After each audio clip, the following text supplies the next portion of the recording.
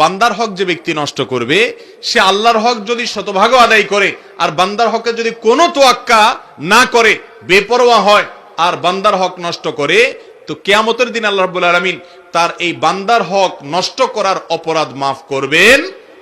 মুসনাদে আহমদের বর্ণিত হাদিস নবী করিম সাল্লাল্লাহু আলাইহি ওয়াসাল্লাম বলেছেন, আল্লাহর আদালতে 3 ধরনের মামলা উঠবে। এক ধরনের মামলার কোনো শুনানি হবে না, সেটা হলো শিরক। শিরকে আকবর করে মারা গেলে বিনা হিসাবে জাহান্নাম, কোনো কথা শোনা হবে না।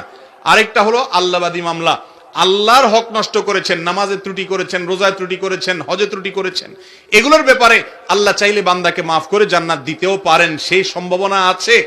আর চাইলে আল্লাহ তাআলা শাস্তি দিয়ে তারপরে মাফ করতে পারেন। আর তৃতীয় মামলা হলো বান্দাবাদী মামলা, কোন মানুষের হক নষ্ট করেছেন, কোন মানুষের অধিকার নষ্ট করেছেন, এটা যদি হয় তাহলে এই মামলার ব্যাপারে আল্লাহ বলবেন এটার শুনানি হবে যার হক নষ্ট করেছো তার সাথে। সে যদি তোমাকে মাফ করে তো ভালো, আর না মাফ করলে নাই।